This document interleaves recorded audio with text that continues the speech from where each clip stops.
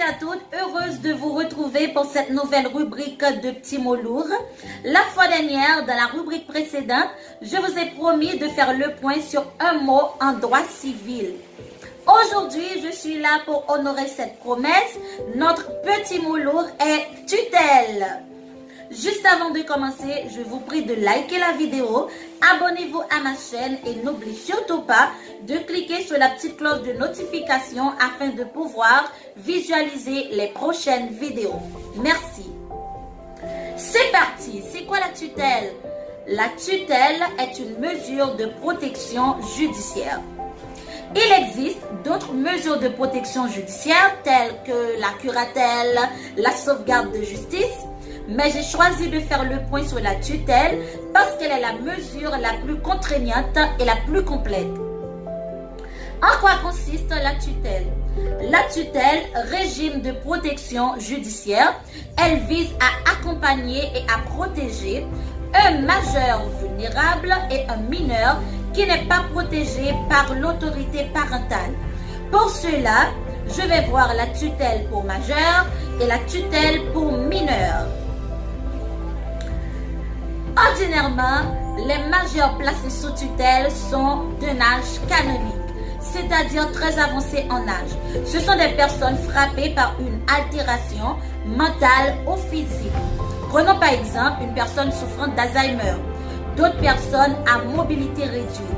Ce sont des personnes qui n'ont pas l'habileté et la capacité d'exercer les actes de leur vie civile. Maintenant, comment placer quelqu'un sous tutelle? Comment ça se passe, la mise sous tutelle? La mise sous tutelle est un processus qui commence par une demande de mise sous tutelle envoyée au tribunal de grande instance avec la déposition de pièces justificatives et un certificat médical qui sera analysé et traité par un juge spécialisé dans le domaine qu'on appelle juge des tutelles. Lui, par la suite, qui aura à désigner un ou plusieurs tuteurs. À présent, c'est qui le tuteur? Le tuteur, c'est la personne qui aura la responsabilité d'assister et de représenter valablement la personne protégée. À noter qu'une personne placée sous tutelle perd son autonomie.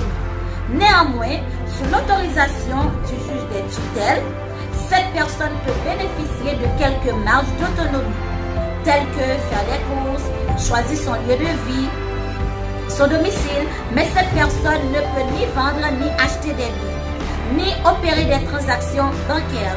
Il revient au tuteur de prendre toutes ces grandes décisions au nom de cette personne protégée. Maintenant, voyons la tutelle pour les mineurs. Une tutelle est ouverte aux mineurs lorsque les parents titulaires sont décédés ou ces derniers ne sont pas en mesure d'exercer l'autorité parentale. Les processus sont les mêmes. Après avoir analysé les pièces, les dossiers, le juge de tutelle aura à former un conseil de famille.